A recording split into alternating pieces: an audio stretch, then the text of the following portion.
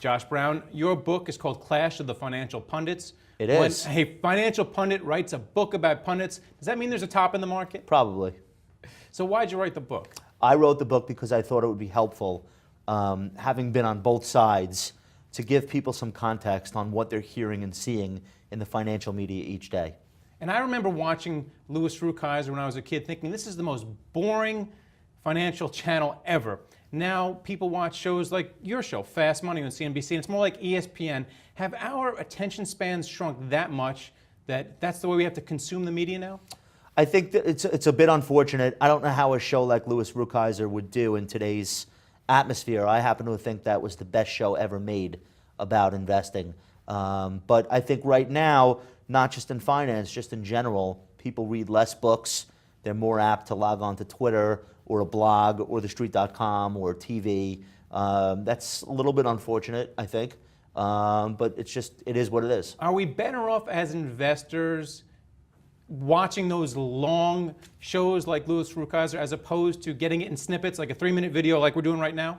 I think investors would be better served reading books about investing and not obsessing over what's the news today, who had earnings, who beat the estimates, did the weather impact retail, like who cares, really? People should read the classics first and then through that prism interpret all the day's news.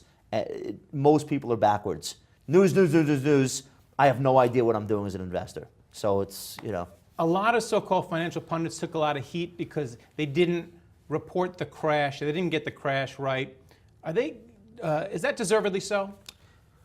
By definition, most people aren't going to get a crash right. If they were, then it wouldn't crash, right? There'd be enough fear in the market that you would never scale to euphoric heights. So I think we shouldn't be expecting that of people, even elite, brilliant people. In hindsight, most of the people who now get credit for, I called the crash, they were always bearish. So, it was just the clock struck the right time and they were there. So I don't think anyone should be expected to call huge rallies, huge crashes. Market timers in general do not fare well. All of the data suggests that. So what should individual investors look for when they watch you, for example, on Fast Money? What should they be expecting from the so-called financial punditry? I hope that people view my comments not as actionable triggers, as if I have some ability to predict the future.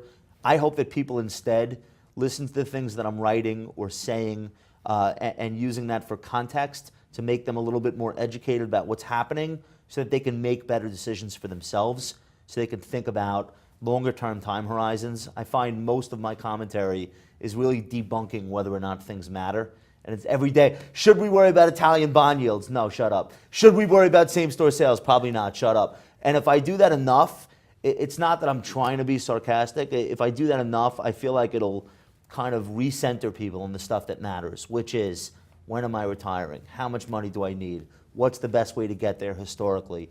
How much drama can I eliminate from my investing, et cetera? So I hope that's what I bring to the table. I'm sure I'm not perfect. No one is, but that's... Well, you did write a hell of a book. Thanks for coming on, Josh Brown. Thank you so much, Greg. I appreciate it. And thank you for watching The Street.